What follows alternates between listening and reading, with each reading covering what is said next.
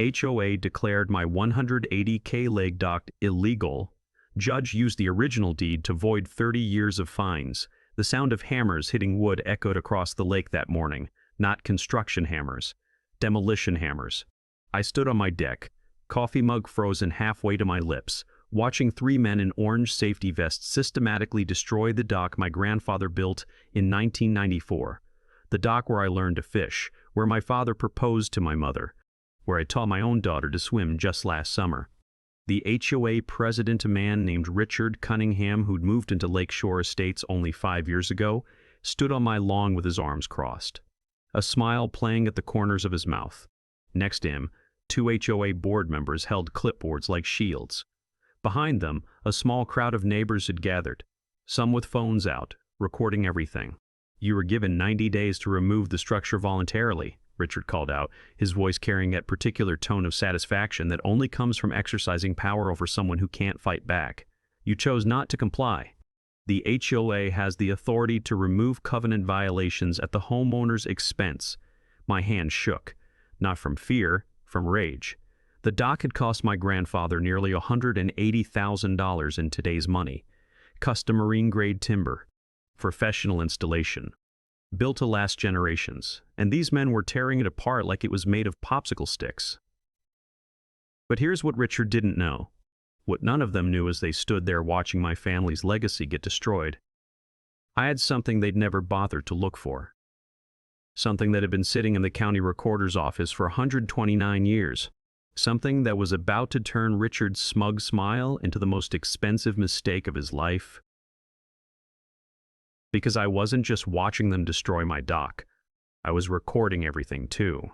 And in exactly 43 days, I was going to walk into a courtroom and watch a judge do something no one in Lakeshore Estates had ever seen before, completely void 30 years of HOA fines, sanctions, and violations with a single document.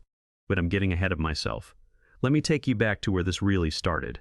Lakeshore Estates sits on the western shore of Crystal Lake, about 40 miles outside Charlotte, North Carolina.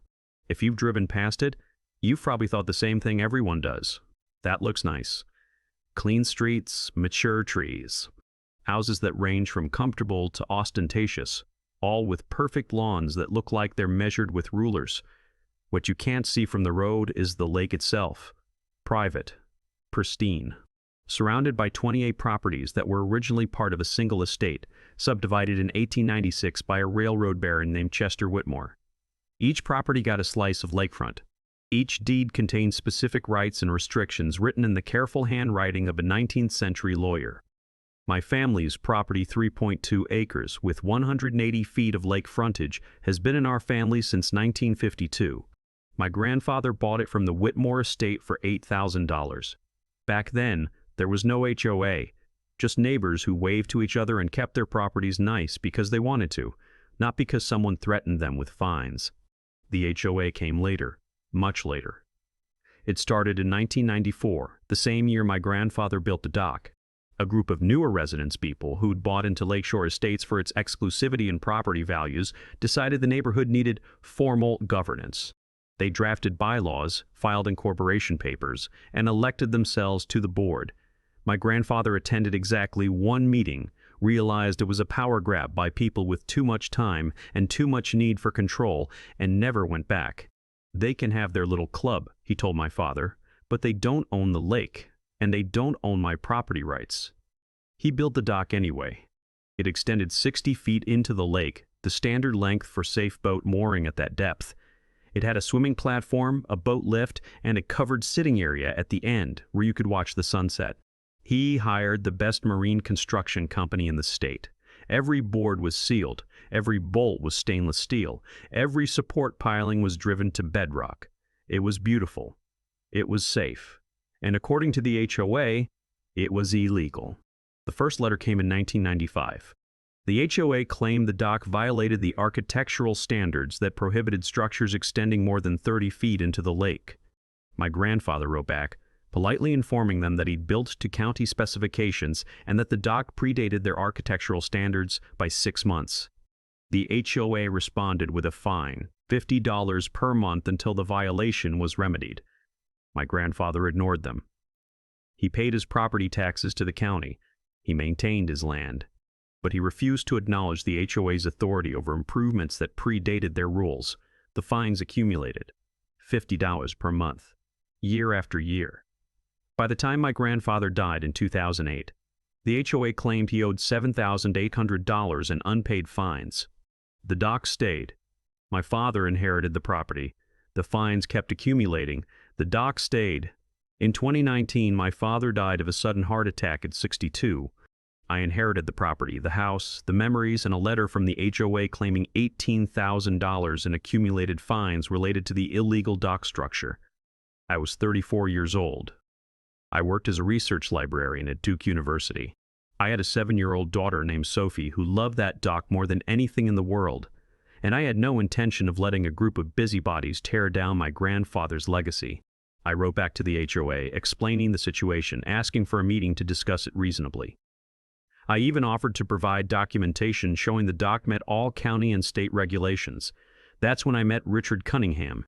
Richard had moved to Lakeshore Estates in 2018 with his wife, a personal injury attorney who apparently made enough money to buy the second largest house in the neighborhood.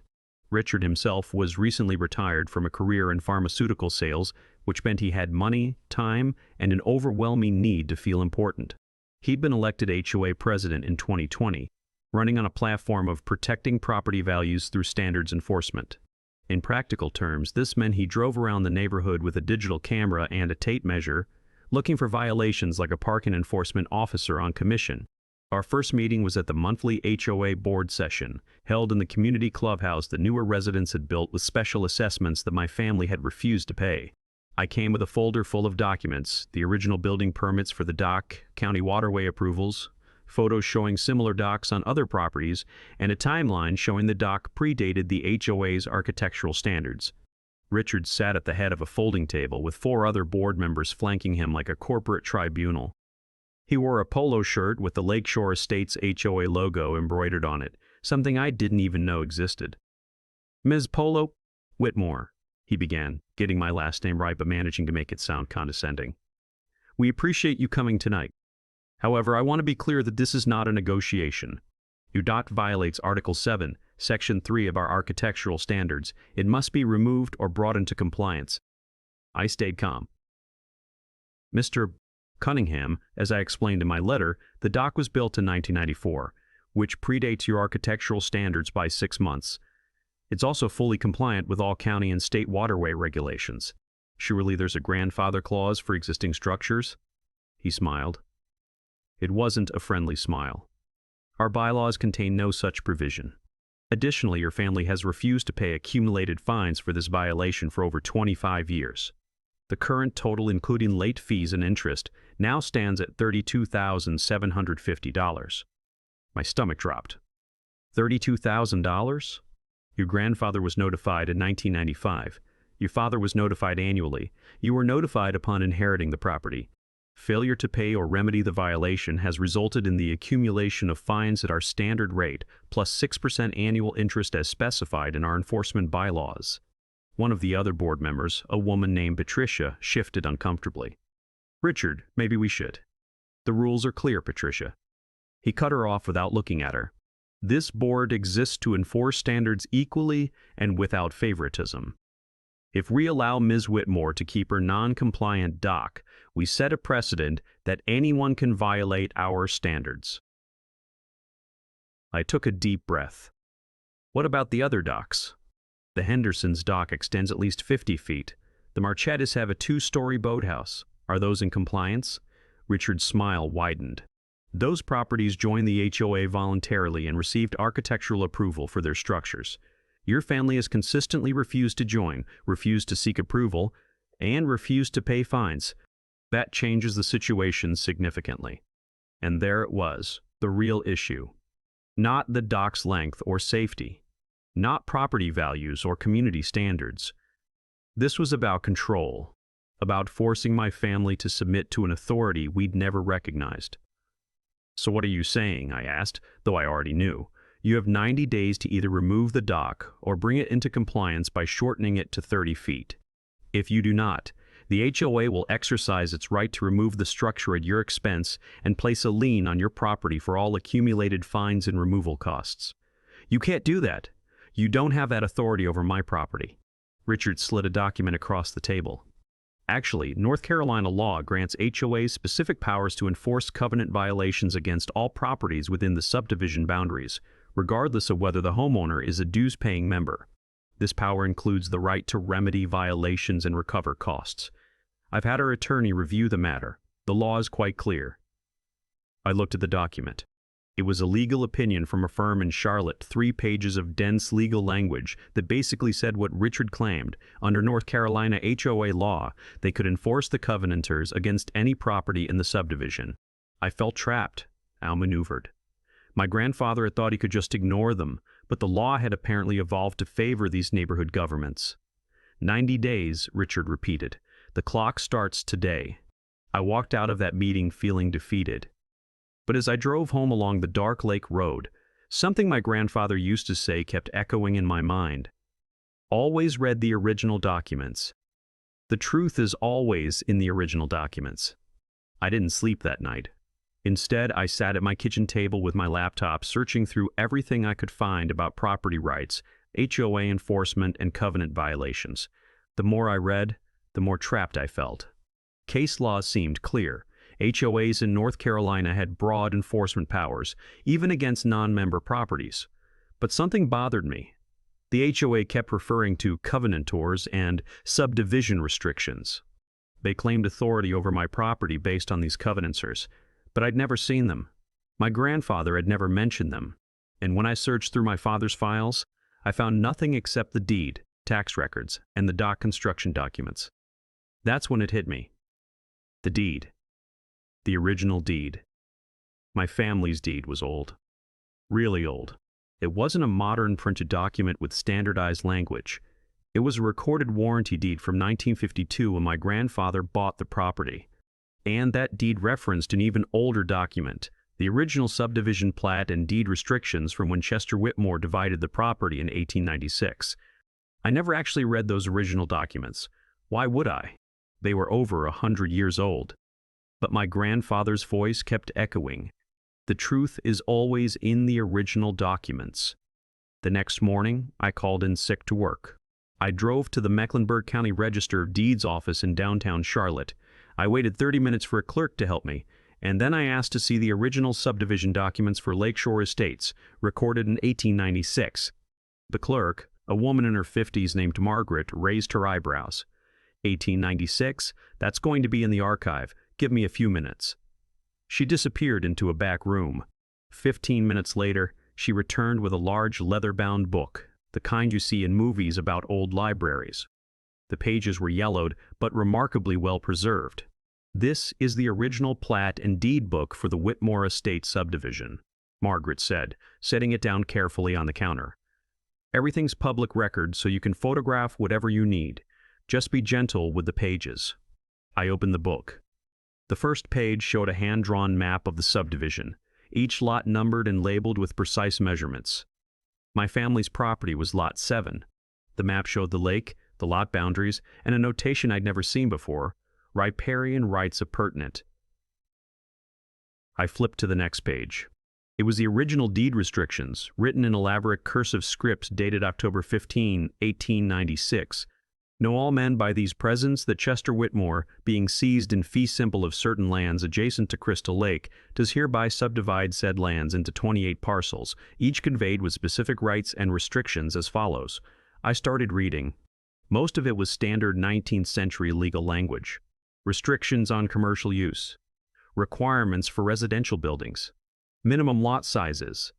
But then I got to Section IV, and my hands started shaking. Section IV, Lake Rights and Riparian Access.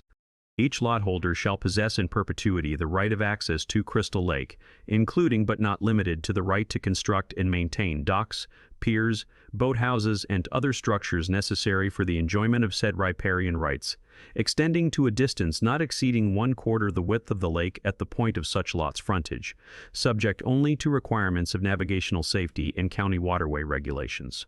These rights shall run with the land in perpetuity, and shall not be diminished or restricted by any subsequent association, covenant, or agreement without the written consent of all lot owners.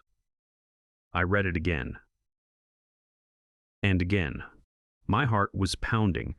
These rights shall run with the land in perpetuity, and shall not be diminished or restricted by any subsequent association, covenant, or agreement without the written consent of all lot owners. The HOA was formed in 1994, long after the original deed restrictions, and the HOA's architectural standards, the ones Richard was using to claim my dock was illegal, directly contradicted the original deed language that gave every property owner explicit rights to build docks.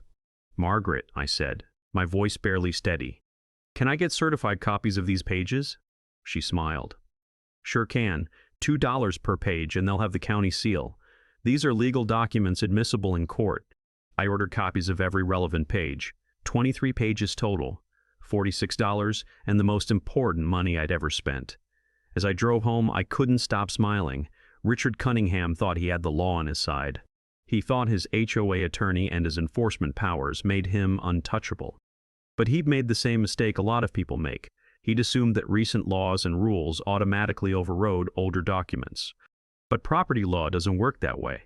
Original deed restrictions run with the land. They're foundational. They can only be changed with unanimous consent of all property owners, and the HOA had never obtained that consent. My dock wasn't violating the covenanters. The HOA's architectural standards were violating the original deed restrictions. I had the truth. Now I just needed to figure out how to use it. I spent the next week doing something I'd never done before. I became an expert in property law. I read every North Carolina case I could find about deed restrictions, riparian rights, and HOA enforcement. I learned about the hierarchy of property documents. I learned about the doctrine of equitable servitudes. I learned that original deed restrictions are essentially contracts that bind all future owners. Most importantly, I learned that when there's a conflict between HOA bylaws and original deed restrictions, the deed restrictions usually win, as long as they were properly recorded and meet certain legal requirements. The Whitmore deed restrictions met every requirement. They were properly recorded in 1896. They were clear and specific. They explicitly granted riparian rights, including dock construction. And they explicitly stated these rights couldn't be restricted by subsequent associations without unanimous consent. The HOA had never obtained unanimous consent. They couldn't have my family never agreed to join, and neither had 3 other original families who'd also refused to recognize the HOA's authority. I had a legal nuclear weapon. Now I just needed to decide how to use it. Part of me wanted to go to the HOA immediately, show them the documents, and watch Richard's face when he realized his entire enforcement action was void. But my grandfather's voice stopped me again. He'd taught me to be strategic, not reactive. "Never show your hand until you're ready to play it," he used to say. So instead, I waited. I let the 90-day deadline tick down. I hired an attorney, a property rights specialist named David Chen, who'd handled several cases involving historic deed restrictions. I showed him the documents. He read them carefully, then looked up at me with something like awe. "Ms. Mestis, Whitmore, this is remarkable. These deed restrictions are ironclad. The riparian rights language is explicit. And this clause about not being diminished by subsequent associations, that's a poison pill for the HOA. They literally cannot enforce their architectural standards against your dock. So I can fight this? Fight it? You can demolish their entire case. But here's my advice. Let them take action first. Let them remove the dock if they're stupid enough to try, because if they do, you can sue them for violation of your deed-protected rights, destruction of property, and potentially even punitive damages. The case law in North Carolina is very clear that HOAs can't override explicit deed rights. They're planning to tear it down in. I checked my phone. 62 days. David smiled. Then in 62 days, they're going to make a very expensive mistake. Do you have insurance that covers the dock? Yes, it's insured for $180,000 replacement value. Perfect. Let them remove it. Document everything. Then we file suit. With these deed restrictions, we can argue they had no legal authority to remove your dock, which means they committed intentional destruction of property. Your insurance will cover rebuilding. and the court will likely order the HOA to pay damages. I felt a chill run down my spine. They're really going to tear down my grandfather's dock. Yes, and then you're going to make them pay for it. Every penny, plus the 30 years of illegal fines they've tried to collect. The 90 days passed in a strange fog. I went to work. I took care of Sophie. I made dinner and did laundry and helped with homework. But every morning, I woke up thinking about the dock, about my grandfather's hands building it, about my father's pride in maintaining it, about Sophie learning to swim off its edge. The HOA sent reminder letters, first at 60 days, then at 30 days, then at 2 weeks. Each letter more threatening than the last, warning that removal would occur at my expense and that liens would be filed. I didn't respond. David advised against it. Radio silence, he said. Let them think you're either scared or resigned. Let them commit fully to their course of action. Other people in the neighborhood reached out. Patricia from the HOA board came to my door one evening, looking uncomfortable. I wanted to apologize, she said quietly. I voted against this for what it's worth. Richard he's very focused on enforcement. But your dock has been there my whole time in the neighborhood. It seems wrong to tear it down. Then why didn't you fight harder? I asked, not unkindly. She looked down. Because Richard has the law on his side, or at least that's what the HOA attorney says. And honestly, I'm afraid of him. He's gotten 3 other board members replaced for not supporting HOA authority. I can't afford to lose my position because then I can't advocate for any sanity at all. I understood. Richard had built a system where even the people who knew he was wrong were too afraid to stop him. Thank you for coming, I told her. I appreciate you trying. She left, and I felt a pang of guilt. She didn't know what was coming. None of them did. The 91st day was a Tuesday in late September. The leaves were just starting to turn, painting the lake in golds and reds. It was beautiful. The kind of morning my grandfather would have sat on the dock with his coffee, watching the mist rise off the water. Instead, a demolition crew arrived at 7:45 a.m. I'd taken the day off work. Sophie was at school. I stood on my deck with my phone, recording everything. David had advised me to document from the beginning but not to interfere. Let them do it, he'd said. Any attempt to stop them could complicate the case. Richard arrived at 8 a.m. in his BMW, dressed like he was going to a golf course. He walked up to my deck without asking permission. Ms. Whitmore, the HOA is exercising its right to remedy the covenant violation on your property. The removal will be completed today, and you'll receive an invoice for the cost within 30 days. A lien will be filed on your property for all accumulated fines and removal costs.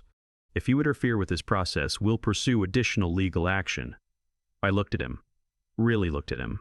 This man who'd moved into our neighborhood 5 years ago and decided he had the right to destroy something that had stood for 30 years. This man who'd built his sense of power on making other people miserable.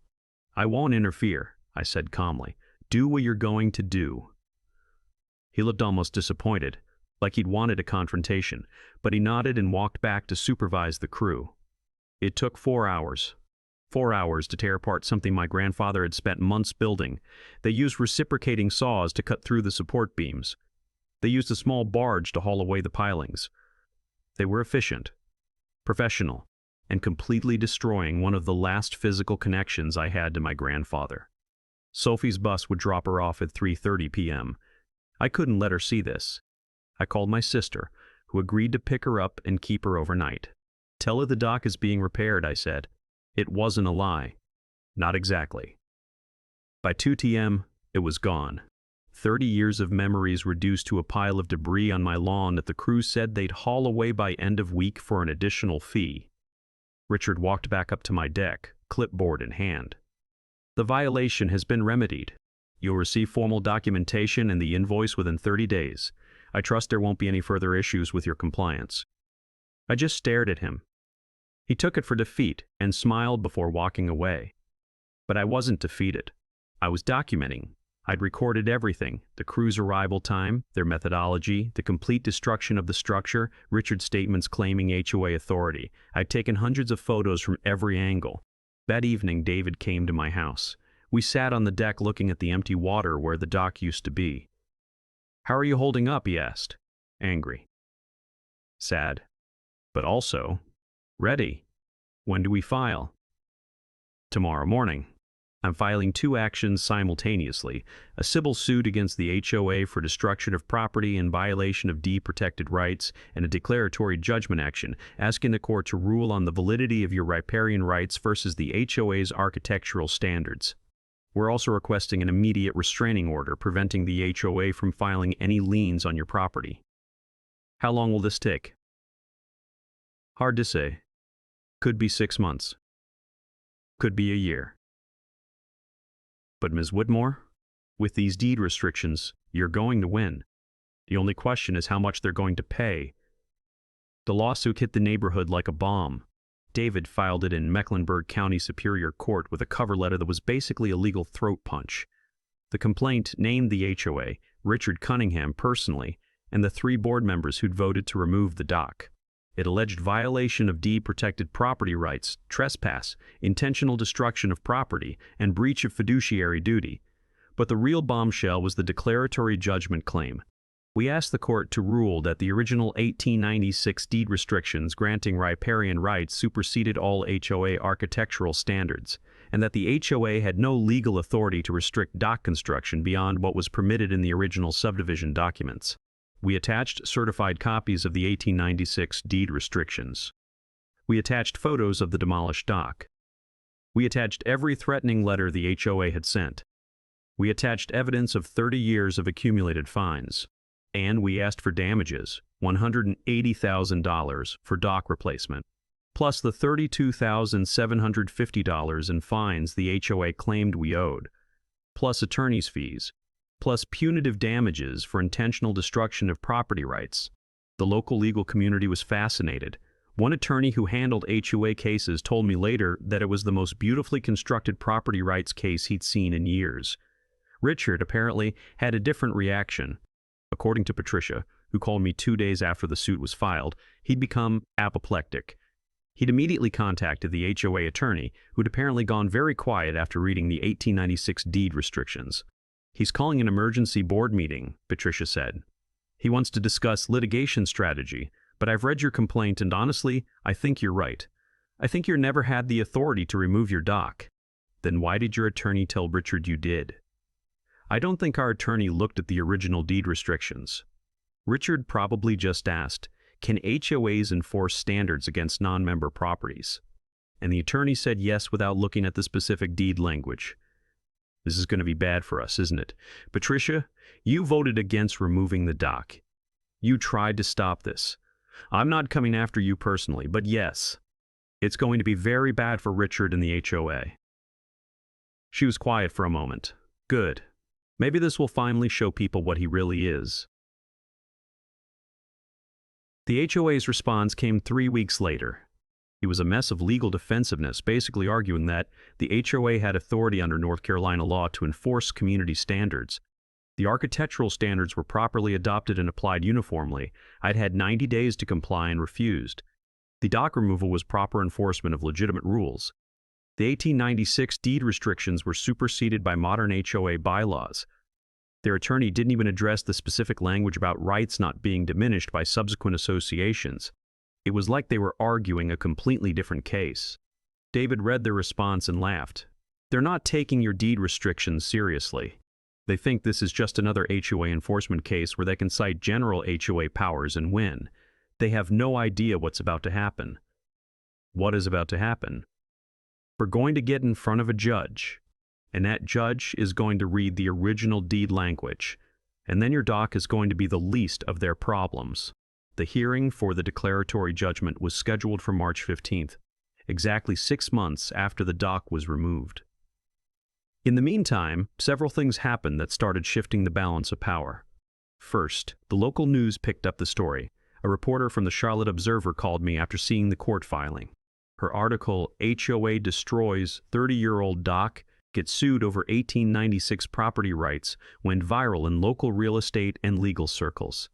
It portrayed the case as a David versus Goliath battle over property rights, featuring a photo of my grandfather standing on the dock in 1995. Second, 3 other families in Lakeshore states who'd been fighting the HOA on various issues contacted David. They wanted to know if the 1896 deed restrictions protected them too. Turns out they did. The original deed granted several rights that the HOA had been trying to restrict. One family's greenhouse, another family's detached workshop, a third family's small guest cottage. David filed a motion to intervene on behalf of these families, arguing that the court's ruling on deed restrictions would affect their properties too. The judge allowed it. What had started as my case about a dock was now a case about whether the HOA had any authority to override the original property rights. Third, Richard made a critical mistake. In an interview with the same reporter who'd covered the case, he said, "These old deed restrictions are irrelevant. The HOA represents the modern community's values and standards. We can't be held hostage by rules written 130 years ago."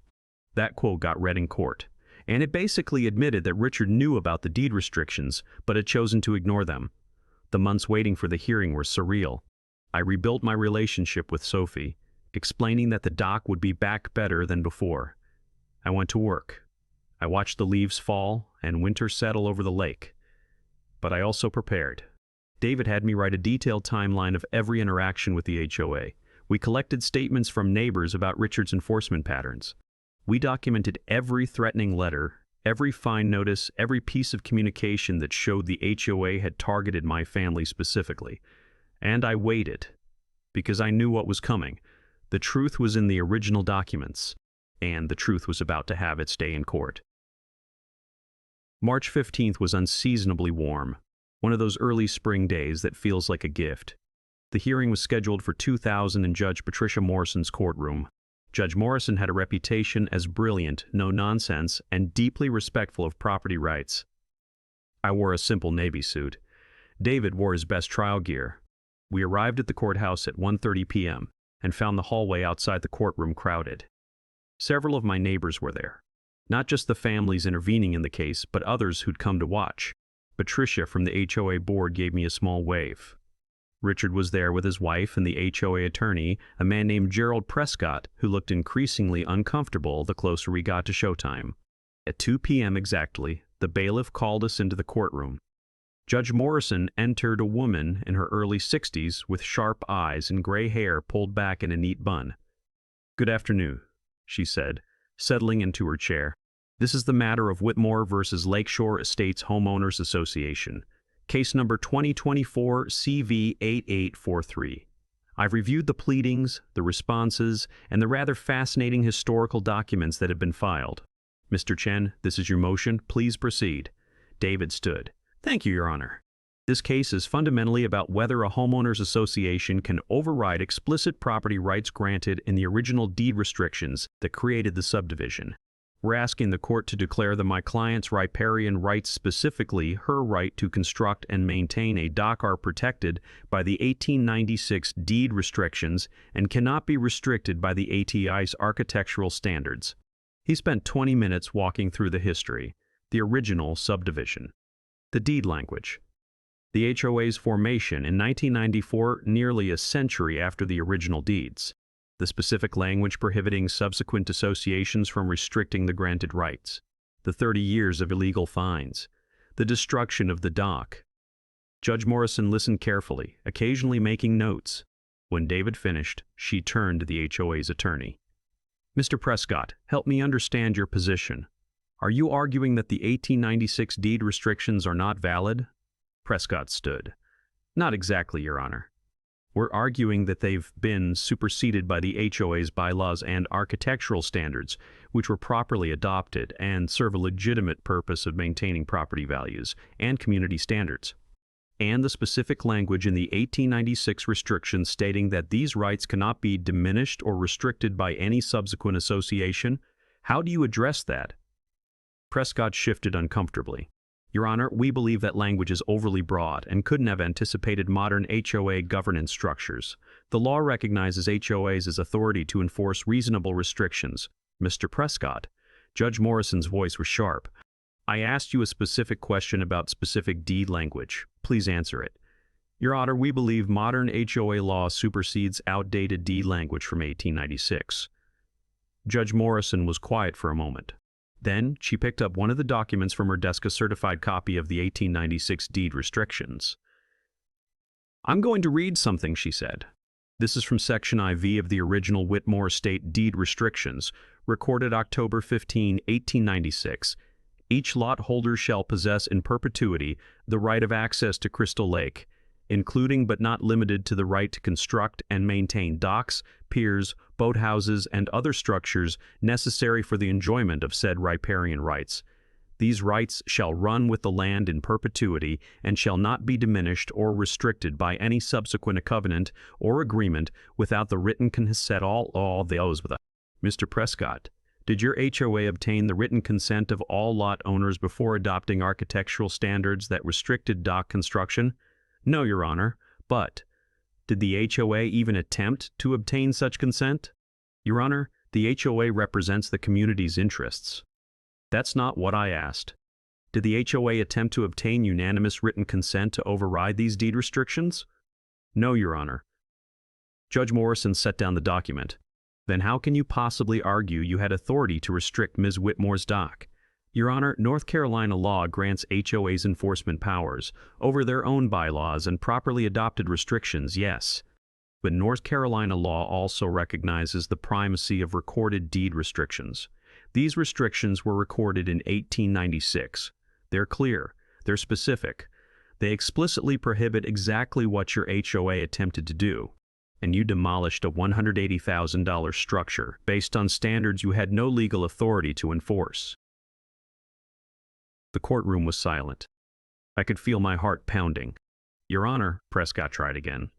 If we accept Ms. Whitmore's interpretation, it would essentially void our entire architectural review authority, only insofar as it conflicts with the original deed restrictions. If your architectural standards don't conflict with the deeded rights, you're free to enforce them. But Mr. Prescott, you can't override explicit property rights with HOA bylaws. That's not how property law works. She turned to Richard, who'd been sitting quietly next to Prescott. Mr. Cunningham, you're the HOA president. Did you review the original deed restrictions before ordering the removal of Ms. Whitmore's dock? Richard stood slowly.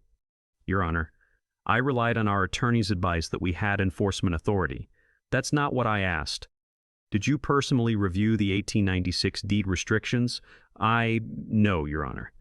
I assumed they were standard boilerplate. You assumed that you had authority to destroy a structure worth $180,000 based on assumptions rather than actually reviewing the property's deed restrictions. Richard's face went red. Your Honor, the dock violated our community standards. Your community standards violate this property's deed-protected rights. There's a significant difference. Judge Morrison made a note, then looked up at all of us. Here's my ruling, and I'm making it from the bench because this case is frankly not complicated despite everyone's attempts to make it so. First, the 1896 Whitmore Estate deed restrictions are valid, recorded, and enforceable. They run with the land. They grant specific riparian rights to each property owner, including the right to construct docks extending up to 1/4 the width of the lake. Second, the HOA's architectural standards, to the extent they conflict with these deed-protected rights, are void and unenforceable. The deed language explicitly prohibited exactly what the HOA attempted to do, restrict these rights through subsequent association rules. Third, Ms. Whitmore's dock was constructed within her deed-protected rights. The HOA had no legal authority to order its removal. The removal was therefore a trespass and intentional destruction of property. Fourth, I'm voiding all fines the HOA assessed against Ms. Whitmore related to the dock. Not just the fines from the past year, but all fines going back 30 years. The HOA had no authority to assess those fines in the first place. Fifth, I'm ordering the HOA to pay Ms. Whitmore $180,000 for the replacement value of the destroyed dock, plus $32,750 representing the fines they illegally attempted to collect, plus attorney's fees, which I'll determine after reviewing Mr. Chen's fee petition. I'm also awarding punitive damages of $50,000 for the intentional nature of this violation. Finally, I'm issuing a declaratory judgment that applies to all properties in the original Whitmore Estate subdivision. The 1896 deed restrictions remain valid and enforceable, and the HOA cannot override or restrict the rights explicitly granted in those restrictions without unanimous written consent of all property owners. She looked directly at Richard. Mr. Cunningham, your HOA destroyed a family legacy based on authority you didn't actually have. You collected 30 years of fines you had no right to collect. And you did it with such confidence that you never bothered to check the actual deed restrictions. That's not governance. That's tyranny enabled by laziness. Ms. Whitmore, you'll get your dock back. The HOA will pay for it. And every property owner in Lakeshore Estates now knows they have deed-protected rights that the HOA cannot override. Court is adjourned. The gavel came down. For a moment, nobody moved. Then David turned to me, grinning. We won. We won everything. I couldn't speak. I just sat there shaking as the reality hit me. Not just that I'd won, but that my grandfather had been right all along. The HOA never had authority over him, over us, over our dock. The truth had been in the original documents the whole time. The aftermath was swift and brutal for Richard Cunningham. The $262,750 judgment, plus attorney's fees that totaled another $45,000, was a catastrophic hit to the HOA's finances. They had to levy a special assessment of $11,000 per household to cover it. 23 families filed suit to block the assessment, arguing they shouldn't pay for Richard's mistake. 3 days after the judgment, Richard resigned as HOA president. A week later, he and his wife listed their house. 2 months later, they were gone from Lakeshore Estates entirely. The HOA attorney Gerald Prescott was sued for malpractice by the HOA for failing to identify the deed restriction issue. That case settled out of court, but Prescott's firm stopped handling HOA cases afterward. Patricia became the new HOA president. Her first action was to commission a full review of the 1896 deed restrictions and reconcile them with the HOA's bylaws. Turns out, several other HOA rules conflicted with the original deeds. Those rules were voided. The neighborhood changed. People started talking again. The fear that had hung over the community like smog lifted. Property owners who'd been hiding minor violations stopped looking over their shoulders. The HOA became what it should have been all along, a helpful organization that maintained common areas and facilitated community, not a government that existed to punish. As for me, I used the $180,000 to rebuild the dock. But I didn't just rebuild it, I improved it. Better materials, wider swimming platform, a covered area at the end with built-in benches where Sophie and I could sit and watch the sunset. The construction company I hired, the same one my grandfather used in 1994, told me they'd never built a dock with such detailed documentation.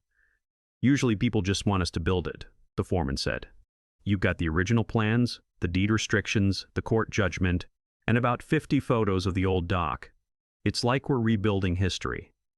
We are, I said. The new dock was finished in July, 6 weeks before the 1-year anniversary of its destruction.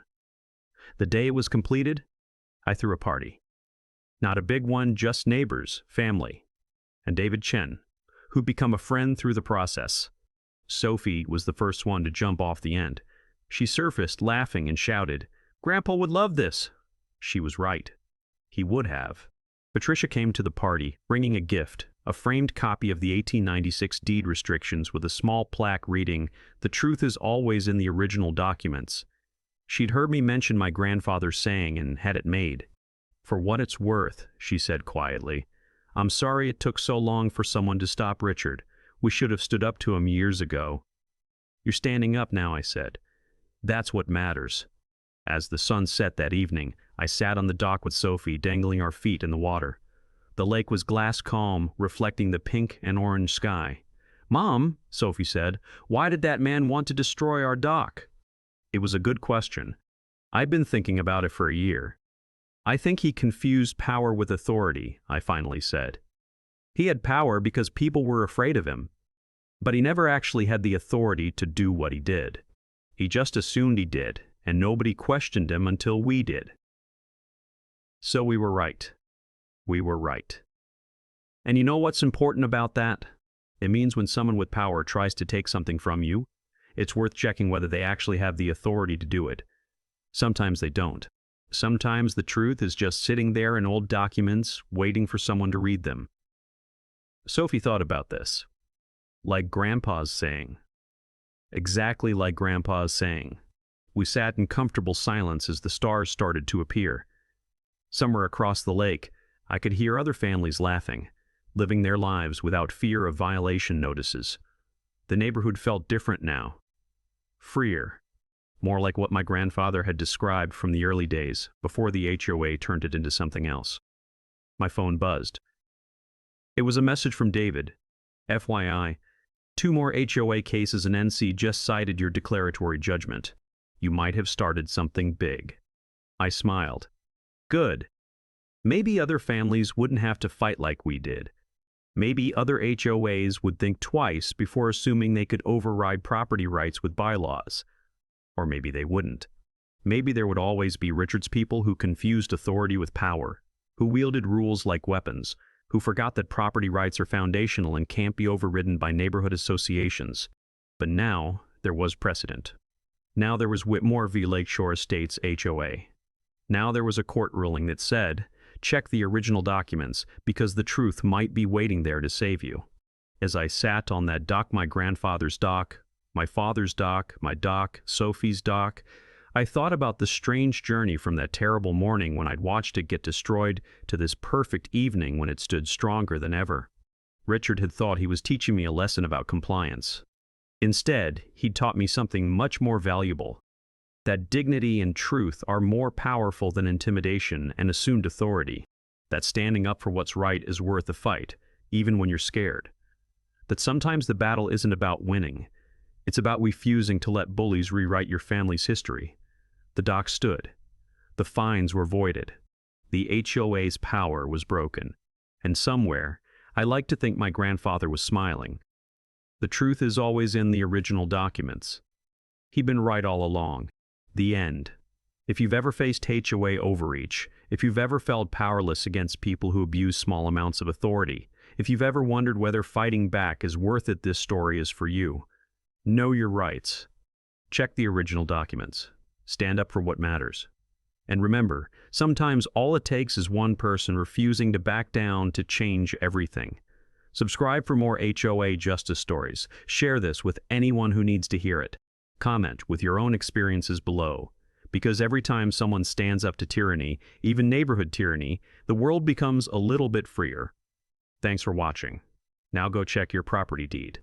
You might be surprised what rights you actually have.